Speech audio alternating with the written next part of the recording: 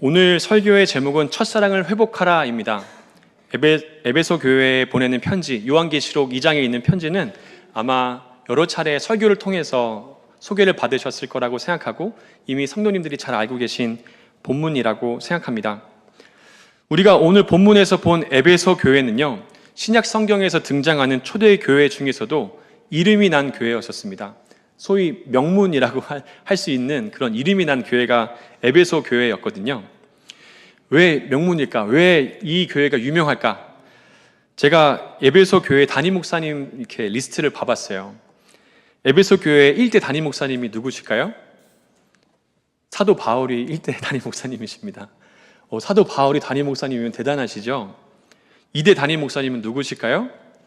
디모데가 2대 담임 목사가 되었습니다. 나중에는 사도 요한도 이 교회에서 목회를 합니다. 그러니까 바울도 목회를 했고 디모데도 목회를 했고 사도 요한도 목회를 했으니까 얼마나 대단한 교회일까요? 그뿐만이 아닙니다. 에베소에서는 아볼로라는 사람이 말씀을 전하기도 했었고요. 브리스길라와 아굴라도 활동을 했습니다. 그러니까 이 교회가 말씀으로 충만하고 은혜가 충만한 교회였었겠죠. 소아시아에서도 굉장히 유명한 교회였을 거라고 생각이 됩니다. 특별히 성경을 읽다 보면은 사도 바울이 에베소 지역에서 두란노 서원에서 날마다 강론하였더라라는 말씀이 있어요. 3년 동안 매일매일 날마다 말씀을 가르쳤던 곳이거든요. 그래서 사도행전 20장 31절에 보면은 이제 사도 바울이 예루살렘에 가서 곧 죽음을 맞이하고 고난을 받게 되는 그런 상황이 오는데 그때 마지막으로 만났던 장로님들이 에베소 교회 장로님들이셨어요. 그때 에베소 교회 장로님들한테 마지막으로 이런 말을 합니다. 그러므로 여러분이 일깨어 내가 3년이나 밤낮 쉬지 않고 눈물로 각 사람을 훈계하던 것을 기억하라. 이렇게 말씀을 하시죠. 사도 바울이 이렇게 얘기하고 마지막에 그 항구에서 서로 울면서 기도하고 헤어지게 됩니다. 그게 사도행전에 나와 있는 말씀이죠. 그만큼 이 교회는 말씀으로 충만한 교회였었습니다. 하지만 반면에 에베소 지역이라는 지역은 사실은 그렇게 거룩하고 신성한 지역은 사실 아니었었어요. 에베소는 로마 시대에서 로마, 안디옥, 그리고 에베소 지역, 그리고 하나는 알렉산더 이렇게 네 도시가 있었는데 이 4대 도시 중에 하나였었거든요. 이 4대 도시 중에 하나였었기 때문에 문화와 종교가 막 어그러져 있는, 막 섞여 있는 곳이었었고요. 사실 문화적으로는 굉장히 음란한 곳이었다라고 합니다. 이런 음란하고 많은 종교들이 있고 특별히 이단이 많은 이 지역에서, 에베소 지역에서 신실한 기독교인으로 살아난다는 것은 쉽지 않은 일이었었겠죠. 그럼에도 불구하고 에베소 교회가 그 교인들이 신실한 그리스도인으로 살아나갔다는 거예요. 그것이 어떻게 가능했을까? 그것은 말씀으로 훈련을 받았기 때문이에요. 말씀으로 철저하게 훈련받았고 철저한 신앙생활을 했기 때문에 그 에베소 지역에서도, 그 음란한 지역에서도 신실한 교회로 살아남을 수 있었던 것이죠. 그래서 오늘 본문에서도 그러한 신실함이 요한계시록 말씀에도 나타납니다. 요한계시록 2장 2절에 3절 말씀을 제가 읽어드리겠습니다. 내가 내 행위와 수고와 내 인내를 알고 또 악한 자를 용납하지 아니한 것과 자칭 사도라 하되 아닌 자를 시험하여 그의 거짓된 것을 내가 드러낸 것과 또 내가 참고 내 이름을 위하여 견디고 게으르지 아니한 것을 아노라. 아멘. 이렇게 쓰여 있어요. 그러니까 그 지역에 얼마나 많은 악한 사람들이 있었고 이단이 많았는지 모릅니다. 그런데 예수님께서 인정을 해주시는 거예요. 너희들이 얼마나 수고하는지 내가 알고 있다. 얼마나 처절하게 싸움을 하고 있고 얼마나 처절하게 전투를 하고 있는지, 영적 전투를 하고 있는지 알고 있다. 너 정말 수고 많다 라고 얘기를 하고 계신 겁니다. 실력이 있는 교회입니다. 그런데 이 명문교회, 이 실력이 있는 교회에 예수님이 책망을 할 것이 있다라고 말씀을 하시는 것입니다. 그것이 무엇이냐면은 너희가 처음 사랑을 버렸다. 그것이 너희의 책망할 것이다 라고 말을 하고 계시다는 것입니다. 저는 이 말씀이 조금은 무섭습니다. 우리가 여기서 정말로 기억해야 될 것은 무엇이냐면요, 예수님께 에베소 교회가 지금 책망을 받고 있잖아요. 책망을 받고 있는데 이 당시에 에베소 교회는 자신의 역할을 왕성하게 하고 있었다는 거예요. 우리가 보았을 때는 행위와 수고와 인내가 많은 교회로 보여요. 우리가 보았을 때는 악한 자를 용납하지 아니하는 교회로 보이고요. 주님의 이름을 위하여 견디고 게으르지 아니하였던 교회로 보입니다. 놀라운 것은 그렇게 많은 사역을 하고 많은 역사를 일으켜내고 그리고 많은 이단들을 쫓아냈던 이 교회, 그래서 누가 보기에는 굉장히 대단하고 대단히 건강해 보이는 교회이지만 예수님께서 말씀하시기를 실상 너희들은 건강하지 않다라고 얘기하고 있다는 거예요. 놀라운 일입니다. 하나님을 사랑하지 않고도 사실 이 모든 일 다 할 수 있다는 얘기죠. 우리가 하나님을 사랑하지 않고도 많은 교회 사역할 수 있다는 얘기예요. 예수님이 말씀하십니다. 너희 안에 사랑이 없다. 너희들이 정말 많은 일을 하고 있는 거 내가 알고 있지만 너희 실상을 말해줄게. 너희 안엔 사랑이 없어. 우린 다 건강하다고 생각했는데, 우린 다 명문교회고 튼튼한 교회라고 생각했는데 사실은 건강하지 않았던 것입니다. 혹자는 이렇게 생각할 수도 있습니다. 사랑이 없는 게 뭐 그렇게 큰 대수인가? 교회가 커지고 능력이 있고 실력이 있으면 됐지. 사랑은 좀 부차적인 거 아닌가? 우리 이렇게 생각할 수 있습니다. 그런데요, 예수님께서는 결코 그렇게 말씀하고 계시지 않습니다. 요한계시록 2장 4절에서 5절 말씀입니다. 그러나 너를 책망할 것이 있나니 너의 처음 사랑을 버렸느니라. 그러므로 어디서 떨어졌는지를 생각하고 회개하여 처음 행위를 가지라. 만일 그리하지 아니하고 회개하지 아니하면 내가 내게 가서 내 촛대를 그 자리에서 옮기리라. 어마무시한 얘기입니다. 그렇게 많은 사역을 하고 있고 그렇게 많은 역사를 하고 있는데 사랑이 없다는 그 이유 때문에 예수님께서 하시는 말씀은 무엇이냐면은 내가 너 못 쓰겠다. 너희들이 사랑이 없어서. 너희들 회개하지 않고 너희들이 어디서 떨어졌는지, 너의 첫사랑이 어디서 떨어졌는지를 돌이키지 않으면은 내가 네 촛대 옮겨버리겠다 라고 말씀을 하신다는 것입니다. 예수님에게는 사랑이 없다는 것이 그만큼 중요한 문제였었습니다. 우린 복음서를 보면서도 사역에는 엄청나게 실력이 있고 말씀으로 무장됐지만 사랑이 없는 사람들을 보게 됩니다. 그 사람들이 누구였을까요? 바로 바리새인들입니다. 이스라엘의 종교 지도자들이죠. 그들이 얼마나 말씀을 잘 실천했는지 여러분 혹시 아시나요? 제가 예전에 신학대학교 다닐 때 농담이겠지만 어떤 교수님이 그런 말씀하셨어요. 이렇게 성경책이 있지 않습니까? 근데 이스라엘 사람들은 이런 말을 한다고 해요. 나이프를 가져와서 날카로운 칼을 가지고 와서 칼로 그 성경책을 팍 찌르는 거예요. 그럼 칼 끝에 어떤 성경 구절이 닿겠죠? 그것도 눈 보지 않고 다 외울 수 있다. 이렇게 말했었어요. 농담 반 진담 반이겠지만 그만큼 말씀으로 무장됐던 사람들이 바리새인들이었죠. 누가복음 11장 42절에는 이런 말씀이 있습니다. 화 있을진저 너희 바리새인들이여, 너희가 박하와 운향과 모든 채소의 11조는 들이되 공의와 하나님께 대한 사랑은 버리는도다. 그러나 이것도 행하고 저것도 버리지 말아야 할지니라. 아멘. 이렇게 쓰여 있습니다. 이 사람들은 말씀에만 충만했던 것이 아니라요, 이 사람들은 경건한 삶도 살았었어요. 여기서 나오는 박하와 운항과 모든 채소의 11조를 드린다라고 써 있잖아요. 성도님들은 그렇게 하실 수 있으시겠어요? 요즘엔 농사를 많이 안 지시지만 예전에 농사를 하셨을 때를, 예전 시절을 한번 상상을 해보세요. 작곡들이 있는 것입니다. 쌀이 수확이 되고 콩들이 수확이 되고 그리고 많은 열매들이 수확이 되죠. 그 중에서 일일이 다 세서 11조 하실 수 있으시겠어요? 모든 채소 하나하나 다 세면서 11조 하실 수 있으시겠습니까? 근데 바리새인들은 그 정도에 열심히 있었다라는 거예요. 그 정도로 열심히 신앙생활을 했다라는 거예요. 말씀도 잘 알았고 심지어 농작물까지도 11조 하기 위해서 철저하게 신앙생활을 했다라는 것입니다. 그런데 그런 사람들에게 예수님이 책망을 하시는 거예요. 어떤 책망이냐? 너희들 마음 가운데 하나님 사랑하는 거 없다 라고 말씀을 하신다는 것이죠. 말씀을 잘 알고 신앙생활 잘 할 수 있는 능력이 있지만 그 사람 안에 사랑이 없으면, 그 신앙인 안에 사랑이 없으면 그 사람들의 삶은 폭력적으로 변할 수밖에 없습니다. 여러분, 예수님께서 바리새인들에 대해서 얘기할 적에 바리새인들의 행위를 잘 봐보세요. 얼마나 폭력이 많은가요? 바리새인들의 기도에 대해서 이렇게 말씀하십니다. 바리새인들은 서서 따로 기도하여 이르되 하나님이여, 나는 다른 사람들 곧 토색, 불의, 간음을 하는 자들과 같지 아니하고 이 세리와 같지 아니함을 감사합니다. 옆에 있는 사람들에 대해서 긍휼한 마음이 없던 사람들이 바리새인이었어요. 내가 저 사람이랑 다른 거 감사합니다. 저 사람이 가난하든 말든, 저 사람이 아프든 말든, 저 사람이 날 때부터 눈먼 자이든 말든 그건 나랑 상관없다라는 거예요. 내가 열심히 살고 있고 내가 열심히 신앙생활하면 그게 다라고 생각했던 사람들이 바리새인들이었었어요.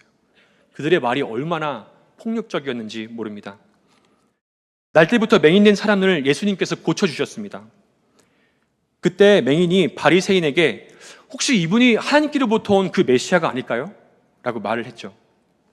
그때 바리새인이 이 맹인이었다가 눈뜬 사람에게 이렇게 말을 합니다. 네가 온전히 죄 가운데서 나서 우리를 가르치려 드느냐? 이렇게 말을 한다는 것이죠. 들을 마음이 없어요. 너는 나보다 하수야. 야, 나는 지금 곡식에 11조를 하고 있는 사람이야. 나는 이 칼로 찍어서 말씀 보면은 눈 감고도 다 알 수 있는 사람이야. 그런 난데 너가 감히 나를 가르쳐? 이런 식으로 나온다라는 거예요. 마음속에 사랑이 없어요. 심지어 하나님을 향한 사랑도 없어요. 이렇게 실력 있고 말씀에 능통한 바리새인들이었지만 예수님은 그 사람들을 향해서 이 독사의 자식들아 라고 말을 하기 시작하십니다. 그들의 상태는 요한복음 5장 42절에 이렇게 나옵니다. 내가 너희들을 아는데 다만 하나님을 사랑하는 것이 너희 속에 없음을 내가 아노라. 하나님을 너희들이 사랑하지 않고 있다. 사랑하는 춘천성광교회 성도 여러분, 제가 오늘 여기서 지금 말씀을 전할 때 우리가 말씀 훈련하는 것이 부질없다라는 것을 얘기하고 싶은 것이 아닙니다.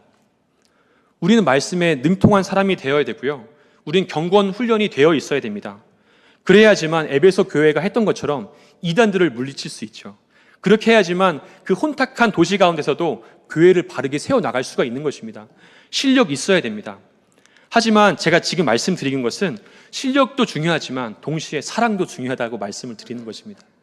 실력과 사랑이 같이 가지 아니하면 그 사람은 폭력적으로 변할 수밖에 없거든요. 미국에서 흑인 인권 운동을 했던 마틴 루터 킹 목사님이 계십니다. 그 목사님이 다음과 같은 말을 했습니다. 우리는 깨달아야 한다. 힘이 없는 사랑은 감상적이고 빈약하다는 것을. 그리고 사랑이 없는 힘은 무모하고 권위적이라는 것을. 이 두 가지에 대해서 말했어요. 힘이 없는 사랑은 감상주의래요. 능력이 없고 실력이 없고 그냥 다 좋다라고 말하는 것. 저는 오늘 그 말씀을 드리는 것이 아닙니다. 그런 감상주의를 말씀드리는 것이 아닙니다. 반대로 실력이 있고 능력이 있는데 사랑이 없는 것. 마틴 루터 킹은 그런 사람들을 향해서 그 사람들은 권위적이고 폭력적으로 변할 것이라고 얘기하고 있습니다. 우리는 두 가지를 다 가져가야 됩니다. 실력도 있어야 되고 경건한 삶도 살아야 되지만 동시에 어떻게 하면 다른 사람을 사랑할 수 있을까? 첫사랑을 어떻게 하면 잊지 않을 수 있을까? 우리는 이것을 고민해야 됩니다. 오늘 나오는 이 말씀들은 우리 춘천 성광교회에도 동일하게 적용되겠죠? 우리가 그렇게 말씀을 훈련을 하고 열심히 신앙생활하지만 우리가 사랑이 없다면 우리의 신앙생활이 누군가에게 폭력이 될 수 있다는 것을 우리는 기억해야 됩니다. 예수님께서 말씀하십니다. 너희가 박하와 운양과 모든 채소의 11조는 들이되 공의와 하나님께 대한 사랑은 버린도다. 그러나 이것도 행하고 저것도 버리지 말아야 할지니라. 두 가지 다 있어야 된다. 이렇게 지금 예수님 말씀하고 계십니다. 그렇다면 우리는 실력을 어떻게 키우는지는 알겠어요. 말씀을 연구하고 경건 생활하는 거 어떻게 하는지는 알겠습니다. 그렇다면 우리는 어떻게 하면 첫사랑을 잊어버리지 않을까? 우리는 어떻게 하면 하나님에 대한 사랑을 가질 수 있을까? 유지할 수 있을까? 그 길 중에 하나는 이웃을 사랑하는 것입니다. 요한일서 4장 7절, 8절 말씀입니다. 짧은 말씀인데 제가 7절을 말씀을 읽겠습니다. 8절 말씀 한번 같이 읽어주시겠어요? 제가 7절 말씀 읽겠습니다. 사랑하는 자들아 우리가 서로 사랑하자. 사랑은 하나님께 속한 것이니 사랑하는 자마다 하나님부터 나서 하나님을 알고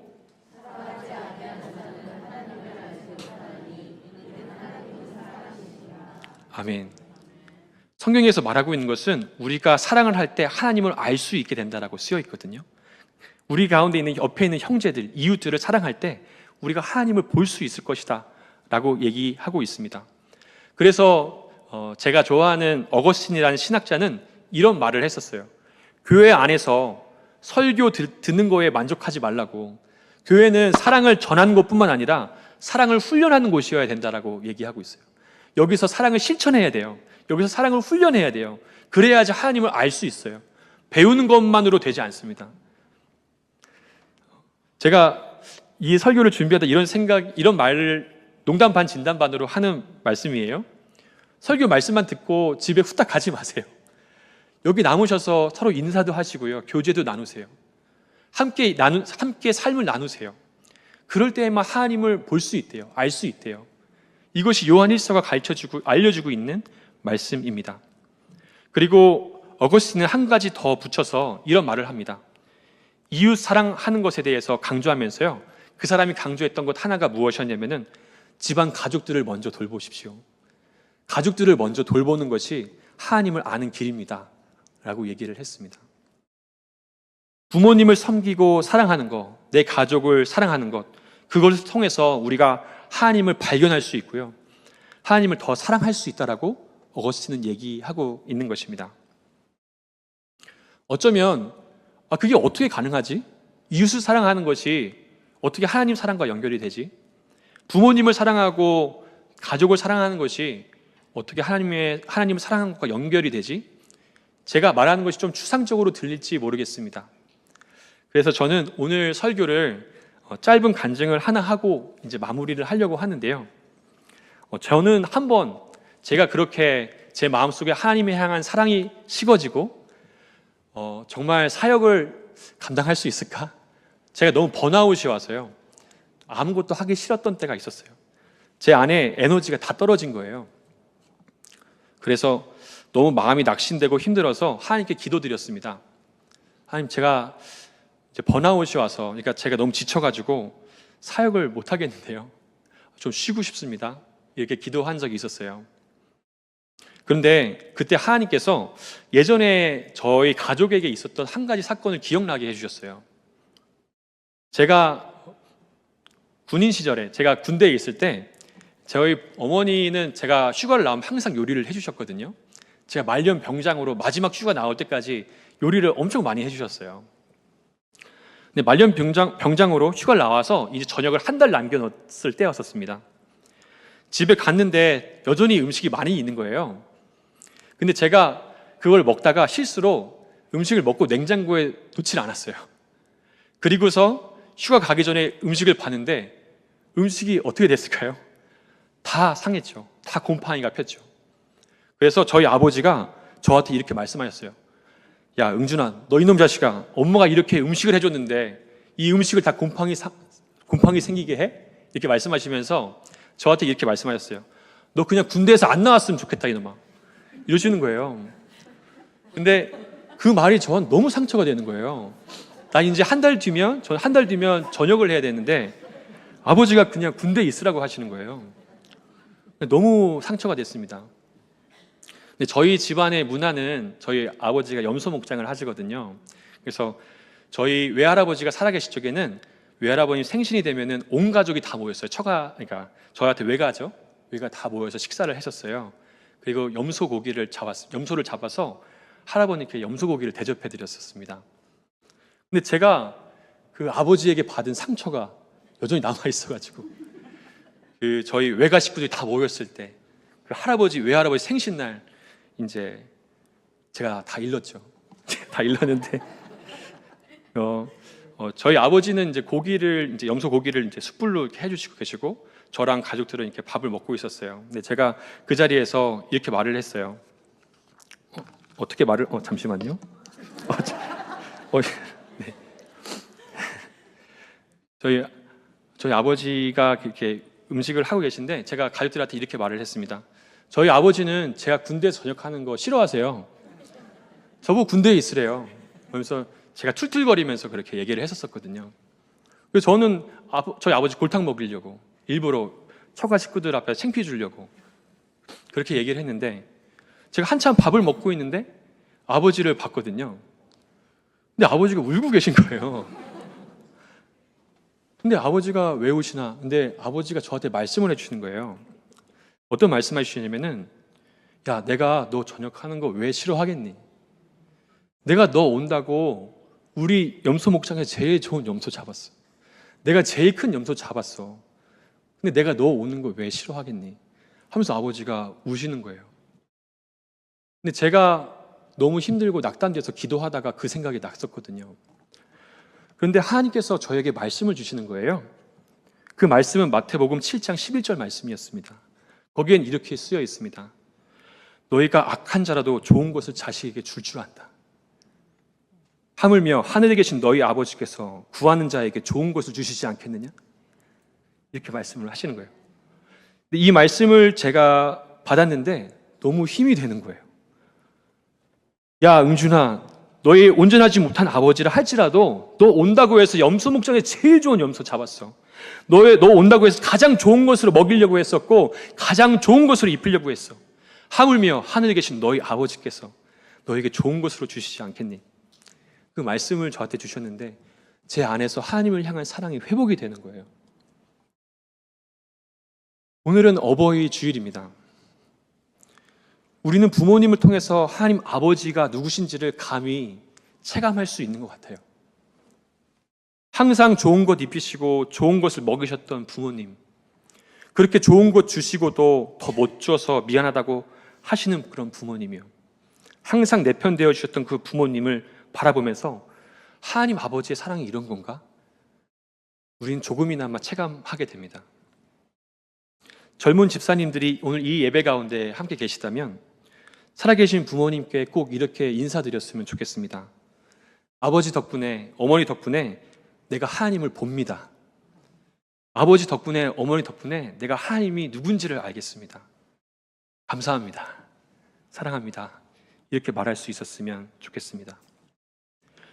그리고 이제는 부모님이 돌아가셔서 오늘 하루 부모님께 감사 인사를 드리실 수 없으신 장로님도 계실 것이고 권사님도 계실 것입니다. 너무 슬퍼하지 않으셔도 됩니다. 예수님 다시 오실 때 우리 부모님 다시 오실 거잖아요. 다시 오실 것입니다. 다만 이 세상을 살아가시는 동안 그렇게 받았던 사랑을 자녀들에게, 손주들에게, 그리고 교회 식구들에게 흘려보내 주십시오. 그 사랑 받을 때 그 사람들은 장로님의, 권사님의, 우리 어르신들의 사랑을 받으면서 하나님을 볼 수 있습니다. 그 사랑 받으면서 하나님이 이런 분이신가? 하나님의 사랑이 이런 것인가? 깨달을 수 있습니다. 우리가 그렇게 서로를 사랑하고 배려하고 존중할 때 그 안에서 우리는 더욱더 분명히 하나님을 보게 될 것이고요. 그 안에서 하나님을 향한 우리의 첫사랑은 더욱더 불타오를 것입니다. 다 같이 기도하겠습니다. 내가 사람의 방언과 천사의 말을 할지라도 사랑이 없으면 소리 나는 구리와 울리는 꽹과리가 되고, 내가 내게 있는 모든 것을 구제하고 또 내 몸을 불사르게 내어줄지라도 사랑이 없으면 내게 아무 유익이 없느니라. 하나님, 우리가 춘천 성광교회에서 신앙생활을 하는 동안 사랑 없이 신앙생활하지 않게 도와주십시오. 바쁜 일상과 세상의 염려 가운데 있다 보면 하나님도 잊고 이웃도 잊은 채 우리의 영혼이 메말라 갈 때가 있습니다. 사랑 없는 말과 행동으로 다른 사람을 찌르고 억누를 때도 있습니다. 주님, 그러한 우리의 메마른 심령을 불쌍히 여겨 주십시오. 우리 가운데 성령을 부어주셔서 하나님과 이웃을 온전히 사랑하고 온전히 섬길 수 있게 하옵소서.